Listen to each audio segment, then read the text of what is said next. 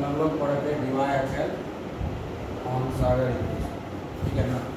इसमें तो तुम इसको पहचान रहे, मोलार कंडक्टिविटी है ना, at any concentration, this is the limiting molar conductivity, मतलब मोलार कंडक्टिविटी है zero concentration eight infinite dimension, और ये जो है ये कांस्टेंट है, ठीक है ना। ये जो कांस्टेंट है ये डिपेंड करता है, कांस्टेंट डिपेंड्स ऑन विस्कोसिटी, ठीक है, viscosity and nature of electrolytes, ठीक है ना। ये डिपेंड करता है विस्कोसिटी के ऊपर और dielectric constant, viscosity and dielectric constant of solid. Dielectric constant समझते हो, फिजिक्स में बहुत बार पढ़ लिए हो, है ना, है। तो इस दोनों के ऊपर डिपेंड करता है। इसके अलावा एक पर्टिकुलर सॉल्वेंट के लिए और टेम्परेचर के लिए ये डिपेंड करता है चार्ज के ऊपर, समझ गए। इसके अलावा ये डिपेंड करता है for a given solvent. First point हुआ, ये सेकंड पॉइंट हुआ, ठीक है, और ये सेकंड पॉइंट हो गया इसका, for a given solvent and temperature. मतलब क्या हो गया कि एक पर्टिकुलर सॉल्वेंट जो तुम डिसाइड किए उसके लिए और एक पर्टिकुलर टेम्परेचर जिस पे कि तुम रिएक्शन को, इस प्रोसेस को कैरी आउट कर रहे हो, ठीक है ना, उसके लिए अगर स्पेशली बात करें, देन इट डिपेंड्स ऑन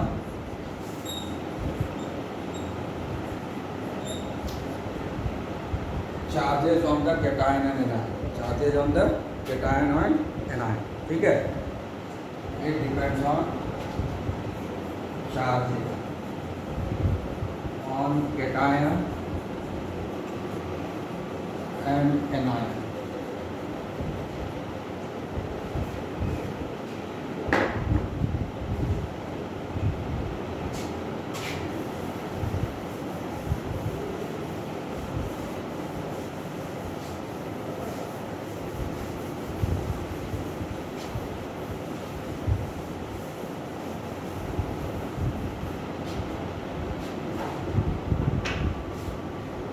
अब यहाँ पर हम लोग जो है, और जैसे कि NaCl है, CaCl2 है, उसके बाद है और एक एग्जाम्पल लेते हैं MgSO4,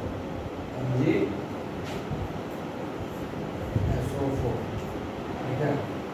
इसका जब आयनाइजेशन होगा तो क्या बनेगा, एक Na+ और एक Cl-। इसका जब आयनाइजेशन होगा बनेगा Cl2+ और 2Cl-, और इसका जब आयनाइजेशन होगा तो ये बनेगा Mg2+ एंड सल्फेट विभाग, ठीक है ना। तो इसमें देखो क्या होगा, अब ये जो हो गया ना, इस पर दोनों पर एक एक चार्ज है ना, एक पॉजिटिव एक नेगेटिव। ये हो गया 1:1 टाइप इलेक्ट्रोलाइट, 1:1 टाइप इलेक्ट्रोलाइट, समझ गए। मतलब 1:1 वाला जितना भी इलेक्ट्रोलाइट रहेगा ना, सबका ये का वैल्यू सेम होगा। जैसे NaCl है, KCl है,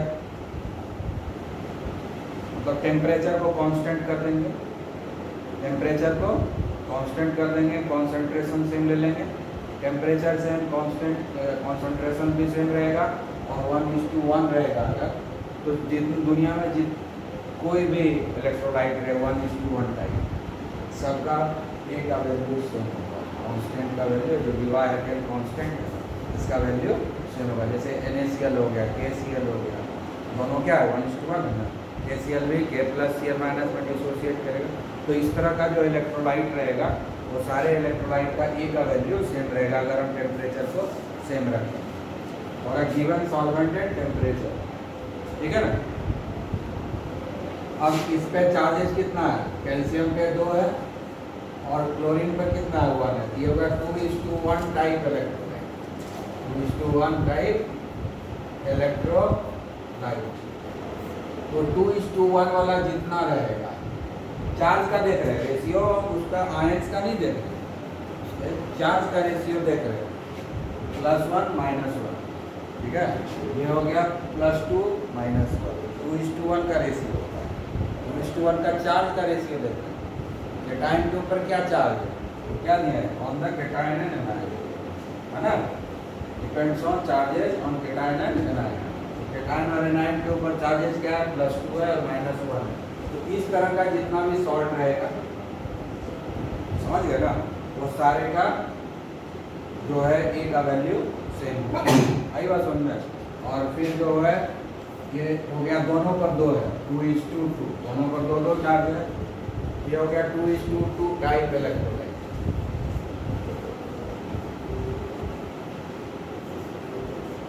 तो इस तरह का जो कोई भी कंपाउंड होगा डिसोसिएट होने के बाद केटायन और एनायन दोनों पर +2 चार्ज है, दोनों पर 2 ही चार्ज है, +2 या -2। तो इस तरह का जितना भी कंपाउंड होगा इलेक्ट्रोलाइट होगा सबका डिवाइड कांस्टेंट ए जो है सेम, ये चेंज नहीं होगा। समझ में आ गया। तो ये पार्ट छूट गया था। अब हम लोग पढ़ेंगे कोलरास लॉ।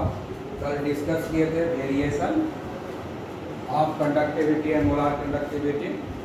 तो वेरिएशन डिस्कस किए थे मोलार कंडक्टिविटी में, तो उसमें एक टर्म आया था लिमिटिंग मोलार कंडक्टिविटी, आया था ना, हाँ। और ये भी पता किए थे कि जो वीक इलेक्ट्रोलाइट है उसका limiting molar conductivity graphical method से हम फाइंड आउट नहीं कर सकते, है ना।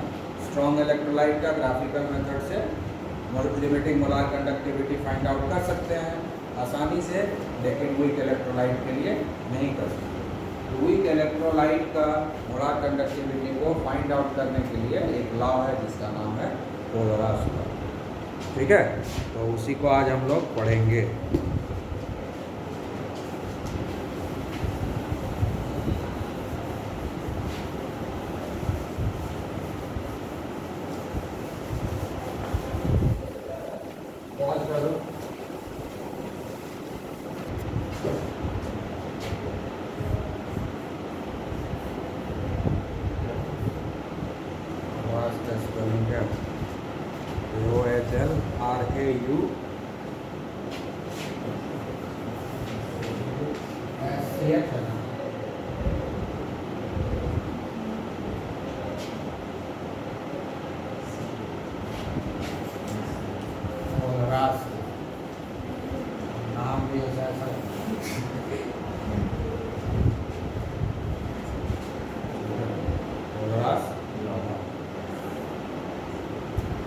इसके हिसाब से करता है कि eight infinite dimension, eight infinite dimension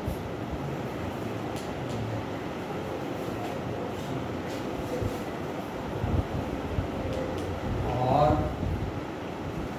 eight 0 concentration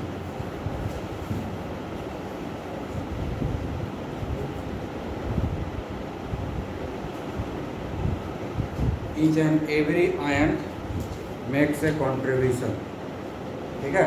each and every ion makes a contribution।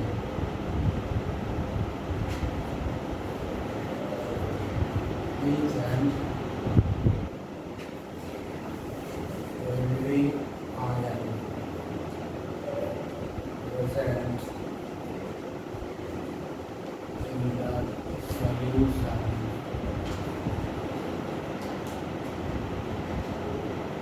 contributes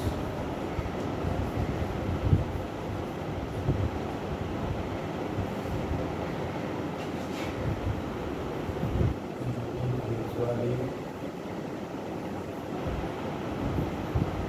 towards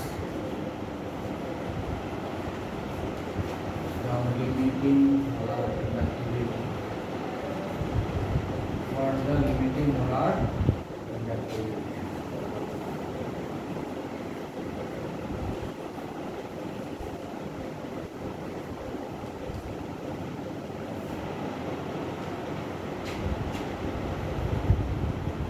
Irrespective of ions, irrespective of the nature of the ion, irrespective of the nature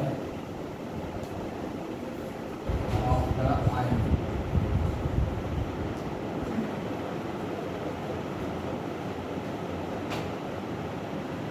With which it will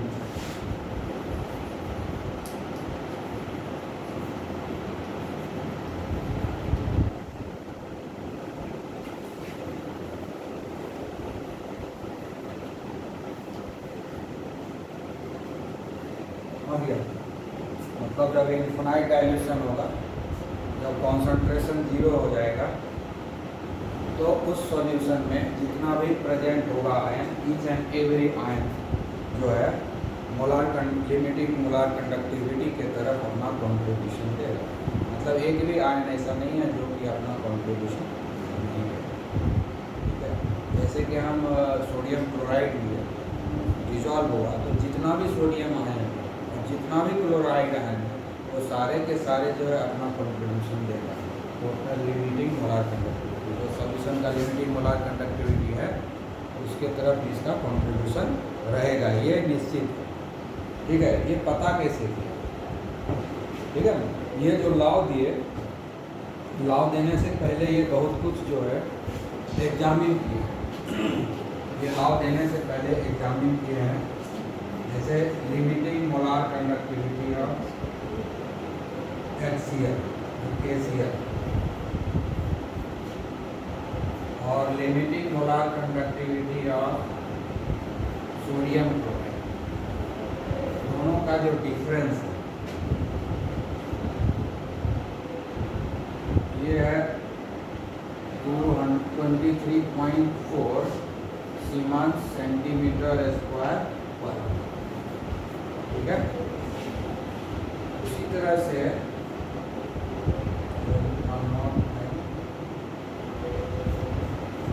potassium bromide,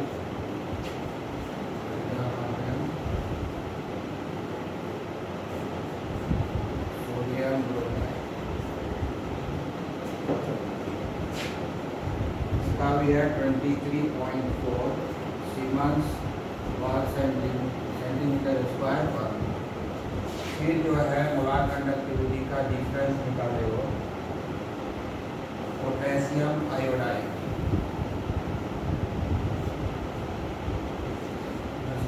molar conductivity of sodium iodide, ये भी आया 23.4 centimetre square पर।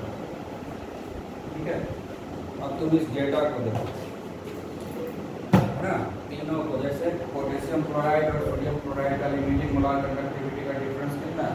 23.4। मतलब exactly equal नहीं होता है, मतलब लगभग इक्वल होता है, इक्विवेलेंट का साइन दे देते हैं। एग्जैक्टली इक्वल नहीं होता है, लेकिन लगभग इक्वल ही होता है। तो ये इसके बराबर आया। इसमें क्या है, पोटेशियम क्लोराइड और सोडियम क्लोराइड दोनों में कॉमन क्या है? क्लोराइड। तो जब दो एक दूसरे का डिफरेंस निकालते हैं, तो जो कॉमन चीज़ होता है दोनों में कैंसिल हो जाता है ना। जैसे कि हम 5 में 3 को माइनस करें, तो 5 का 3 और उधर 3 दोनों एक दूसरे को कैंसिल किया था ना, 2 बचा। 5 माइनस 3 इक्वल टू 2 का मतलब क्या होता है? उसका 3 और 5 का भी 3, दोनों एक दूसरे को कैंसिल कर दिया, तो बच गया बचा ना। तो उसी तरह से यहाँ पर KCl है और यहाँ NaCl है। ये limiting molar conductivity of potassium chloride है और ये limiting molar conductivity of sodium chloride है, तो दोनों में क्लोराइड है ना। हाँ, डिफरेंस आ रहा है 23.4, तो क्लोराइड के दोनों में है। इसका मतलब क्लोराइड का जो कॉन्सेंट्रेशन, क्लोराइड का जो मोलर कंडक्टिविटी का कॉन्ट्रीब्यूशन है इसमें, क्लोराइड आयन का जो लिमिटिंग मोलर कंडक्टिविटी में कॉन्ट्रीब्यूशन है सोडियम क्लोराइड में, दोनों एक दूसरे को कैंसिल कर दिया, माइनस करो, मैथ बनाया ना, माइनस हो गया, दोनों में क्लोराइड आयन का कॉन्ट्रीब्यूशन है, मोलर कंडक्टिविटी वो कैंसिल हो गया। यानी ये जो डिफरेंस दिख रहा है, ये डिफरेंस तो पोटेशियम और सोडियम का आयन का दिख रहा है ना, ये किसका दिख रहा है, पोटेशियम और सोडियम आयन का लिमिटिंग मोलर कंडक्टिविटी का डिफरेंस दिख रहा है। हाँ? अब देखो कि इस दोनों का कंट्रीब्यूशन सोडियम और पोटेशियम का क्या हर जगह सेम रहता है या डिफरेंट होता है, ये हमको पता करना है। तो पोटेशियम और सोडियम का दूसरा हम कंपाउंड, यहाँ पोटेशियम क्लोराइड लिए थे ना, अब यहाँ पोटेशियम ब्रोमाइड, यहाँ सोडियम क्लोराइड लिए थे ना, इधर सोडियम ब्रोमाइड लिए, दोनों तरफ ब्रोमाइड ब्रोमाइड है, तो ऐसे ही कैंसिल हो गया। डिफरेंस निकाले ना लिमिटिंग मोलर कंडक्टिविटी का, दोनों तरफ सेम है, ब्रोमाइड आयन कैंसिल हो गया। अब जो डिफरेंस बता पोटेशियम और सोडियम का ही बचा, फिर उतना ही है। इसका मतलब क्या हो कि पोटेशियम का कंट्रीब्यूशन इसमें जितना था उतना ही इसमें, सोडियम का कंट्रीब्यूशन जितना इसमें था उतना ही सोडियम आयन का कंट्रीब्यूशन इसमें है, तब ना डिफरेंस सेम आया, नहीं तो डिफरेंस सेम आता। और एक एग्जांपल है, पोटेशियम आयोडाइड लिए,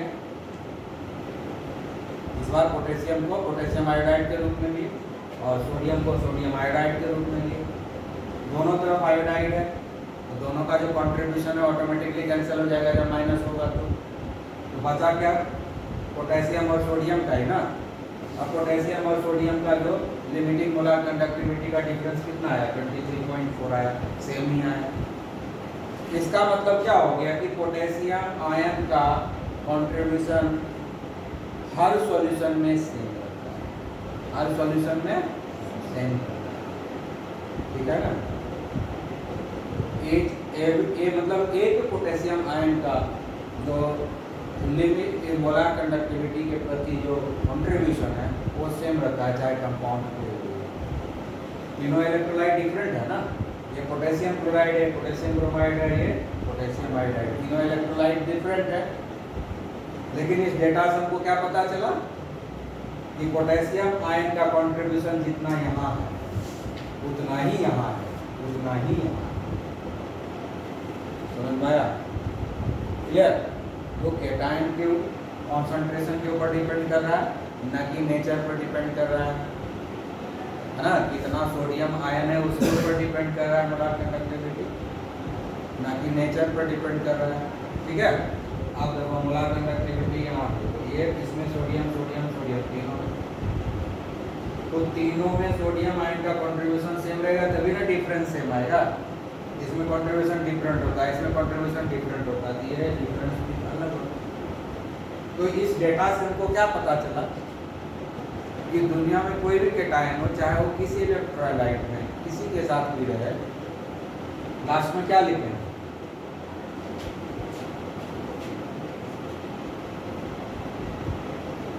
contributes individually towards the limiting molar conductivity irrespective of the nature, irrespective of the nature of the ion। यहाँ पर आयन के nature of other ion, nature of the other, nature of the other ion with which it interact. यहाँ पर potassium chloride के साथ interact कर रहा है, यहाँ पर पोटेशियम ब्रोमाइड के साथ इंटरेक्ट कर रहा है, यहाँ पर सोडियम आयोडाइड के साथ इंटरेक्ट कर रहा है, तीनों में कॉन्ट्रीब्यूशन सेम है। तो इंडिपेंडेंट है ना, इससे कोई मतलब नहीं है, अपना कॉन्ट्रीब्यूशन करता है irrespective of the nature of the other ions, ठीक है। दूसरा आयंस कौन है उससे उसको कोई फर्क नहीं पड़ता है, उसको जितना कंट्रीब्यूट करना होता है उतना ही कंट्रीब्यूट करता है, ठीक है ना, क्लियर हुआ। अब इधर देखो, यहाँ भी क्या है, यहाँ पर भी सोडियम क्लोराइड के साथ है, यहाँ ब्रोमाइड के साथ है, यहाँ आयोडाइड के साथ। तीनों जगह अलग अलग एनाइन के साथ है सोडियम, लेकिन तीनों जगह सोडियम का कंट्रीब्यूशन सेम है, सोडियम आयन का कंट्रीब्यूशन सेम है। तो उससे कोई मतलब नहीं है कि उसके साथ वाला जो अदर आयंस है, मतलब अगर केटायन है तो एनायन कौन सा है उसके साथ से कोई मतलब नहीं। अभी हम लोग क्या किए हैं, केटाइंस को सेम रखें, एनाइंस को डिफरेंट रखें। अभी एग्जांपल देंगे जिसमें हम लोग केटाइन को डिफरेंट रखेंगे और एनाइन को सेम रखेंगे। अभी जो ये डेटा मिला, इस डेटा में हम लोगों ने क्या किया, केटाइन को सेम रखे और एनाइन डिफरेंट कर दिए, ताकि हमको पता चले कि केटाइन का कंट्रीब्यूशन सेम होता है या डिफरेंट होता है अलग अलग एनाइन के साथ। तो हमको क्या पता चला कि एनाइन कुछ भी रहे उससे कोई फर्क नहीं पड़ता है, अगर केटाइन सेम है तो उसका कंट्रीब्यूशन सेम होगा। अगर केटाइन सेम है तो कंट्रीब्यूशन सेम होगा। उसको केटाइन को कोई फर्क नहीं पड़ता है कि एनाइन उसके साथ कौन है, उसको जितना कंट्रीब्यूशन देना है वो खुद का कंट्रीब्यूशन देगा, चाहे एनाइन कुछ भी रहे, उसका जितना है कंट्रीब्यूशन देना उतना कंट्रीब्यूट वो करेगा। क्लियर हुआ? आइए समझ में। अब हम लोग लेंगे दूसरा एग्जाम्पल। इस बार हम लोग जो है केटाइन डिफरेंट रखें।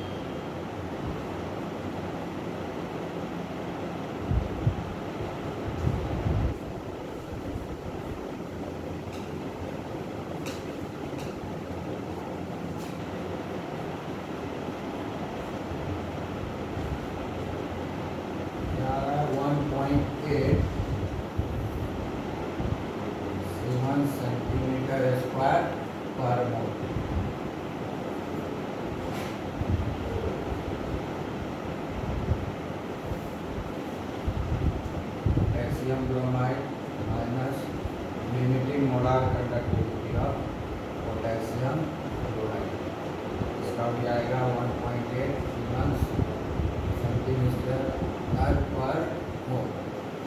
ठीक है।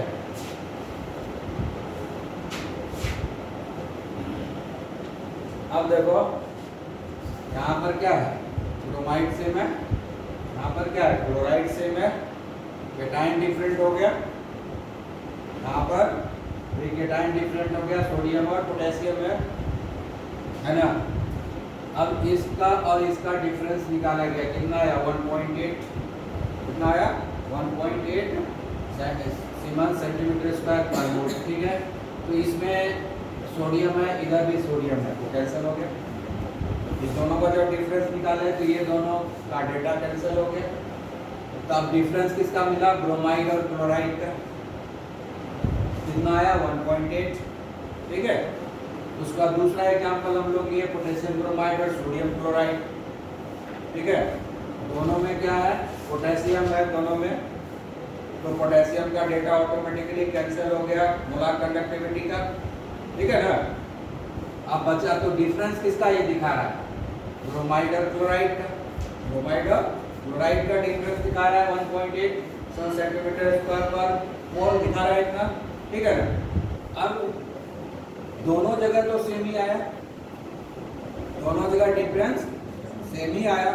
इसका मतलब क्या है कि ब्रोमाइड का कंट्रीब्यूशन यहाँ जितना था वहाँ यहाँ भी ब्रोमाइड का कंट्रीब्यूशन उतना ही। इसका मतलब क्लोराइड का कंट्रीब्यूशन जहाँ इतना था उतना ही क्लोराइड का कंट्रीब्यूशन है। तो इस डेटा से हमको क्या पता चल रहा है कि यहाँ पर उस डेटा में हमको क्या पता चल रहा है कि एनायन कुछ भी हो, अगर केटायन सेम है तो उस केटायन का कंट्रीब्यूशन हर हाल में सेम रह रहा है, डिफरेंट डिफरेंट लगता है। इलेक्ट्रोलाइट तो सब डिफरेंट है, इलेक्ट्रोलाइट तो सब डिफरेंट है, लेकिन यहाँ केटायन सब सेम है। तो हमको क्या पता चला कि यहाँ पर एनायन डिफरेंट है लेकिन केटायन सेम है, हमको डेटा सेम मिलता है। इसका मतलब क्या हो गया कि केटायन का कंट्रीब्यूशन सेम है, चाहे वो एनायन का नेचर कुछ भी। यहाँ पर भी वही हालत है, केटायन सेम है, एनायन डिफरेंट है, डेटा हमको सेम मिल रहा है ना। इसका मतलब क्या हो गया कि केटायन का कंट्रीब्यूशन सेम है, चाहे एनायन उसके साथ कुछ भी हो। आई बात समझ में?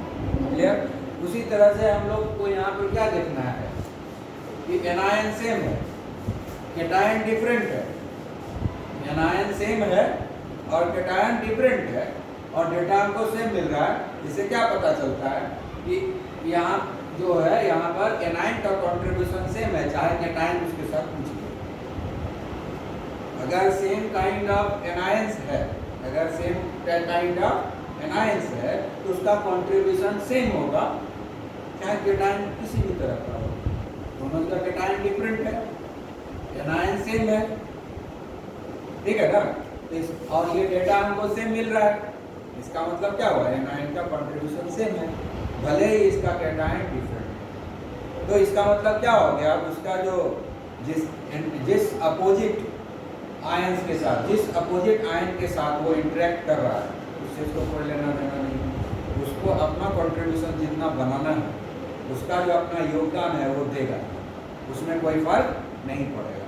यहाँ पर भी वही हाल है, क्लोराइड है, क्लोराइड है तो एनायन सेम है, कैटायन डिफरेंट है, डेटा सेम है। आई बात समझ में, डेटा सेम है, इसका मतलब दोनों जगह क्लोराइड का कंट्रीब्यूशन सेम है टुवर्ड्स लिमिटिंग मोलर कंडक्टिविटी, ठीक है ना, चाहे कैटायन कुछ भी रहे। आई बात समझ में। तो ये जब स्टडी किया ना, इसी स्टडी के बाद कोलरास को समझ में आया कि दुनिया में जितना भी आयंस है सबका लिमिटिंग मोलर कंडक्टिविटी फिक्स होता है, सभी आयंस का इस दुनिया में लिमिटिंग मोलर कंडक्टिविटी फिक्स होता है और वो चाहे किसी एनायन किसी कैटायन के साथ रहे उससे उसको कोई फर्क नहीं पड़ता है ना, वो किसके साथ कौन सा अपोजिट आयन के साथ है उससे उसको कोई फर्क नहीं पड़ता है, वो खुद आयंस है ना, वो किसके साथ है उससे मतलब नहीं है, हर आयंस के साथ किसी के साथ रहे लेकिन उसका कंट्रीब्यूशन हमेशा सेम है। मतलब कंपाउंड बदल जाएगा, कंपाउंड बदलते रहेगा क्योंकि डिफरेंट एनायन डिफरेंट कैटायन जब आपस में कंबाइन करता है तो कंपाउंड तो बदल जाता है, तो इलेक्ट्रोलाइट बदल जाएगा, लेकिन उस इंडिविजुअल आयन का कंट्रीब्यूशन हमेशा सेम रहेगा इरेस्पेक्टिव ऑफ इलेक्ट्रोलाइट,